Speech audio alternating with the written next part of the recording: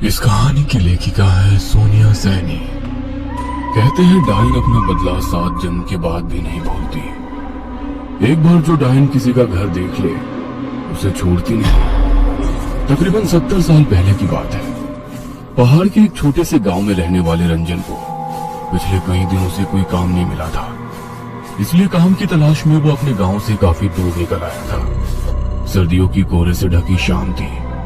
हर तरफ कोहरे ने अपनी पहर जमा ली थी, जिसकी वजह से रंजन उन पथरीली रास्तों में भटक गया था। तभी उसने देखा कि पीपल के घने पेड़ के नीचे एक बाबा बैठे हुए चिल्लम फूंक रहे हैं। उस रात के साए साए करते सन्नाटे में किसी इंसान को देखकर रंजन की कुछ हिम्मत बढ़ी और वो जाकर बाबा के पास बैठ गया। कहाँ वीरानों में भटक रहा है बच्चा? इधर का तो नहीं लगता। मैं 7 कोस दूर डिबरी गांव से काम की तलाश में निकला था। काम तो नहीं मिला, लेकिन लौटते हुए अंधेरा हो गया तो पहाड़ों में रास्ता भी भटक गया। अब ना आगे का कुछ समझ आता है ना पीछे का। ऊपर से ये ठंड खून जमा रही है और डर और घबराहट से दिमाग काम नहीं कर रहा है बाबा। पहाड़ों में ऐसे दिन ढले वीरान रास्तों पर निकलना ठीक नहीं होता। तो ये जो नहर के साथ वाली पगडंडी है उसे पकड़ कर निकल जा। आगे एक गांव पड़ेगा, वहां जाकर मदद मांग लेना। और हाँ, अब रास्ते में रोककर इधर उधर मत देखना। रंजन को बाबा की बातें और उनकी वेशभूषा बहुत रहस्यमयी सी लग रही थी। बाबा के सर से लटकती लंबी जटाएं उनके मुंह को ढके हुए थी।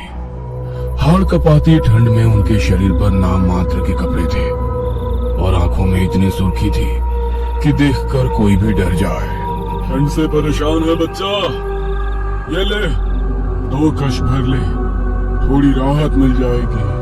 रंजन पहले से ही बहुत घबराया हुआ था। इस समय उसे बाबा की कही बातों को मानने के अलावा कोई और चारा नजर नहीं आ रहा था। थोड़ा सा कुछ आते हुए उसने हाथ आगे बढ़ाया और चिल्लम बाबा के हाथों से लेकर 2 गहरे कश खींच लिए। अपनी बात कहने के बाद बाबा फिर से सर झुकाकर अपनी चिल्लम सूखने में व्यस्त हो गए।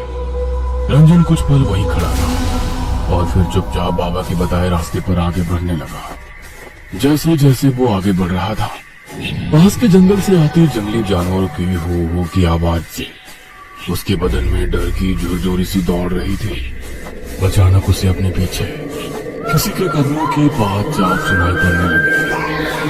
तो सुनसान रास्ते में अचानक कौन मेरे पीछे पीछे चल रहा है? किंतु बाबा ने कहा था मुझे पीछे मुड़कर नहीं देखना है। क्या करूं, कुछ समझ में नहीं आ रहा। रंजन अभी कुछ समझ पाता कि उसे अपना नाम सुनाई दिया। रंजन, रंजन, इतनी जल्दी मेरी आवाज भूल गया? अपना नाम सुनकर रंजन ने चौंक कर पीछे मुड़कर देखा तो उसे अपने ठीक पीछे वही बाबा दिखाई देते हैं। ओह, मैं तुम्हें ये रास्ता पार करा देता हूँ। तुम्हें डर लग रहा था ना? बोलो, कहाँ तक जाओगे? लेकिन अचानक से बाबा यहाँ कैसे आ पहुंचे और उन्हें कैसे पता मुझे डर लग रहा है? लगता है तुझे मेरी मदद की जरूरत नहीं। नहीं, ऐसी बात नहीं है। बस मेरा कोई ठिकाना नहीं बाबा। काम की तलाश में निकला था। रात में किसी गांव में डेरा लगा लूंगा, सुबह फिर काम ढूंढने निकलूंगा। इस रास्ते से दाएं घूम जाना, आगे एक जंगल दिखाई देगा। वहाँ पर एक बूढ़ी रहती है, किसी विश्वास के आदमी को ढूंढ रही है जो उसके बंगले की मरम्मत कर दे। बदले में तुम्हें अच्छे रकम दे देगी, लेकिन उसकी एक शर्त है कि बस अपने काम से काम रखना होगा। घर में किसी सामान को हाथ नहीं लगाना और बूढ़ी से कोई सवाल भी नहीं करना है। एक और बात का ख्याल रखना, बूढ़ी औरत के पीछे जाने की गलती कभी ना करना। मुझे बस काम मिल जाए, इसके अलावा मुझे उस बूढ़ी से कोई मतलब नहीं। आपका बहुत बहुत धन्यवाद बाबा, लेकिन इतनी रात गए क्या वहाँ जाना सही रहेगा? तुम जाओ, वो बुढ़िया रातों को सोती नहीं है। तुम्हें वो तुम्हारा इंतजार करती मिलेगी। रंजन को बाबा और उनकी बातें अब भी और रहस्यमय लग रही थी, लेकिन इस समय उसके पास ना तो रात गुजारने का कोई साधन था, ना काम का ठिकाना। काम के लालच में वो बाबा के बताए सुनसान रास्ते की ओर मुड़ गया।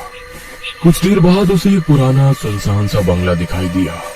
बंगले को देखकर ऐसा लगता तो नहीं कि यहाँ कोई रहता होगा। जैसे ही रंजन बंगले के दरवाजे के सामने पहुंचता है, वो दरवाजा खुद ब खुद खुल जाता है और उसके सामने काले घाघरे और चुनरे से मुंह छुपाए एक बूढ़ी दिखाई देती है। कौन हो? यहाँ क्या करने आए हो? माँ, आपको मिस्त्री की जरूरत है? मैं आपका काम पूरा कर दूंगा। बस काम की तलाश में यहाँ आया हूँ। हाँ ठीक है, मुझे ज्यादा सवाल करने वाले लोग पसंद नहीं। बातें नहीं, बस काम पर ध्यान देना। जी समझ गया। और मेरी दिहाड़ी?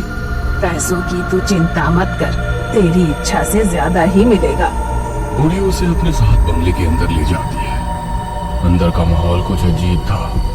पूरे घर में अजीबो गरीब सी चीजें दिखाई दे रही थी। जगह जगह छोटे छोटे आईने लटके दिखाई दे रहे थे और उन आईनों के साथ अलग आकार की काले कपड़े से बनी गुड़िया लटकती हुई दिखाई दे रही थी।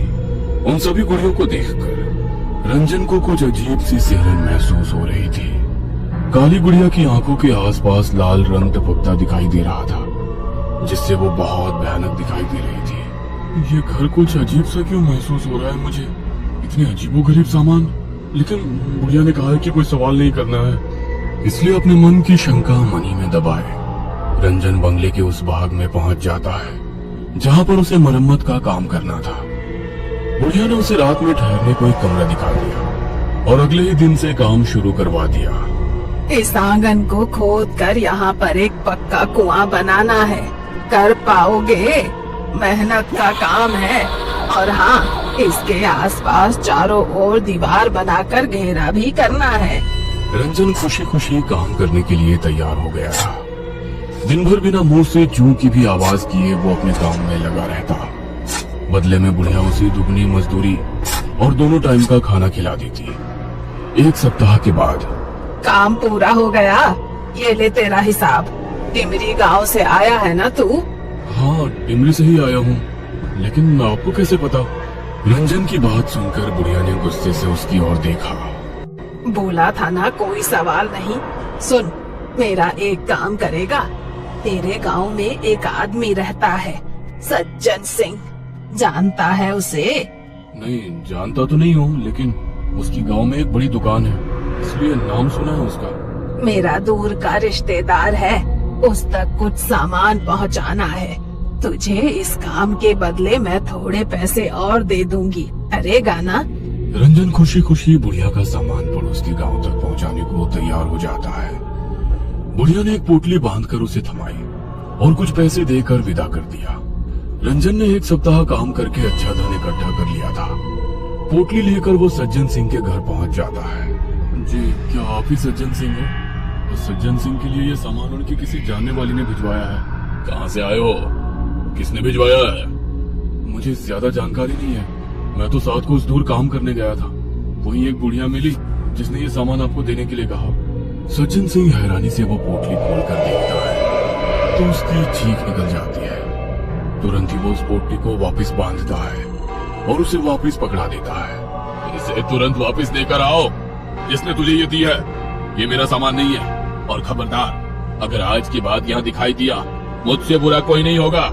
सज्जन सिंह को गुस्से में देखकर रंजन पोटली लेकर अपने घर आ जाता है। आजकल किसी के साथ भलाई करने का जमाना ही नहीं रहा। साथ को उससे मैं ये पोटली ढोकर लेकर आया और यहाँ आकर उस बूढ़े ने सामान लेने से इनकार कर दिया। कहता है मैं तुरंत जाकर उसे वापस करके आऊँ। अरे छोड़िए ना, आपको क्या जरूरत है वहाँ जाने की? इसमें जो भी सामान है उसे हम रख लेते हैं। कोई मूर्ख ही होगा ना जो इतनी दूर ये सामान लौटाने जाएगा। पागल मत बन, हमें इसे खोलने की भी जरूरत नहीं है। जो भी सामान है हम वापस कर देंगे, बस जो अपना नहीं वो मिट्टी। रंजन की पत्नी को जाने की आजिज़ थी। वो हर हाल में देखना चाहती थी कि इस पोटली में बुढ़िया ने क्या कीमती सामान दिया है। इसलिए रात को रंजन के सोने के बाद वो पोटली खोल देती है। पोटली देखकर उसके पैरों के नीचे से जमीन निकल जाती है। इस पोटली में तो बड़ा ही अजीब सा जादू टोने का सामान रखा हुआ है। हे भगवान, कहीं इसीलिए तो उस बूढ़े ने इस सामान इनसे वापस करने को तो नहीं कहा था। और ये क्या, इस काली गुड़िया ने तो हूबहू मेरे जैसे कपड़े पहने हुए हैं। उर्वशी पसीने से तरबतर हो गई थी। अगली सुबह सुनिए जी, ये पोटली उस बुढ़िया को वापस देकर आइए, और चाहे जो हो जाए आप वहाँ एक पल को भी ठहरना मत। तूने ये पोटली खोली थी क्या? नहीं नहीं, मैंने कुछ नहीं देखा, बस तुम ये वापस देकर आओ। रंजन वो पोटली लेकर घर से निकलकर अभी कुछ ही दूर पहुंचा था कि सज्जन सिंह के घर से रोने की आवाजें सुनाई दी। अरे भाई, बड़ी बुरी मौत हुई सज्जन काका और उनकी पत्नी की। लगता है किसी ने मारकर फांसी पर लटका दिया हो। लेकिन हैरानी की बात तो ये है कि कमरा अंदर से बंद था। ऐसा कैसे हो सकता है भला? भाई मुझे तो कुछ ऊपर का चक्कर लग रहा है। ये किसी इंसान का काम नहीं हो सकता। हालत देखी थी दोनों की, पूरा शरीर ऐसे मरोड़ा हुआ था जैसे कोई कपड़े की गुड़िया को मरोड़ता है। रंजन को गांव वालों की बात सुनकर एक झटका सा लग गया था। एक के बाद एक उसे सज्जन सिंह की कही हुई बातें और पोटली देखने के बाद डर से सफेद पड़ा चेहरा याद आने लगा। ना जाने क्या पहेली है इस पोटली की। कल मैंने ये पोटली दी और आज सुबह उसकी मौत हो गई। रंजन तेजी से बुढ़िया के बंगले की ओर बढ़ा जा रहा था।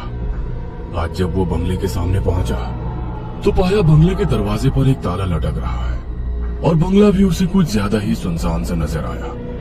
रंजन अब इस बंगले और बुढ़िया का सच जानना चाहता था, इसलिए वो ताला तोड़कर उसके अंदर घुस जाता है। अंदर का नजारा देखकर उसकी आंखें आश्चर्य से फैल गई थी। बुढ़िया के कमरे में 3 नई काली गुड़िया लटकी हुई थी और उसमें से एक गुड़िया के कपड़े उसे कुछ जाने पहचाने नजर आ रहे थे।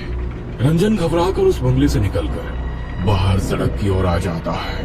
भाई कुछ पता है ये बुढ़िया कब तक लौट कर आएगी?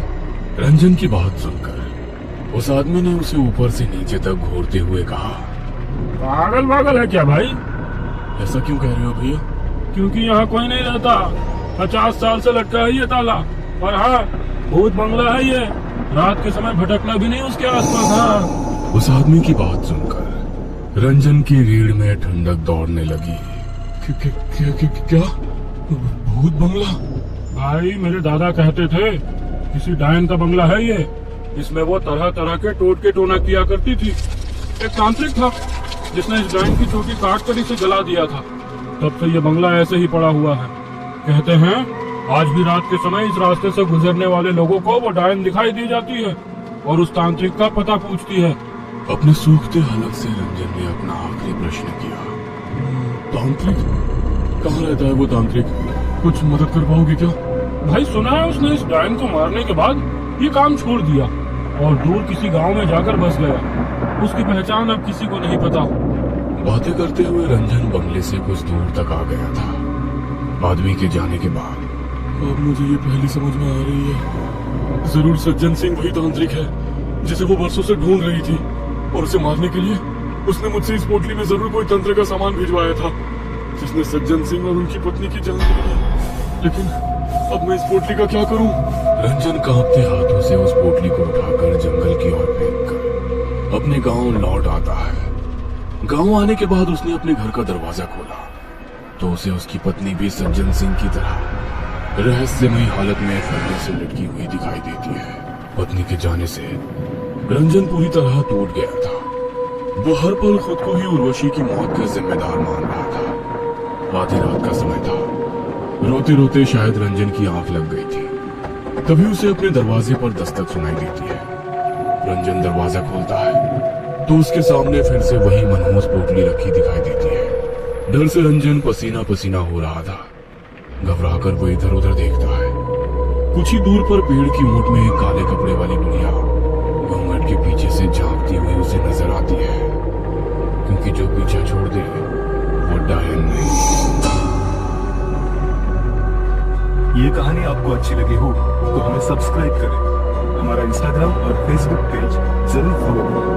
और हाँ दोस्तों, सब्सक्राइब करना भूलना मत।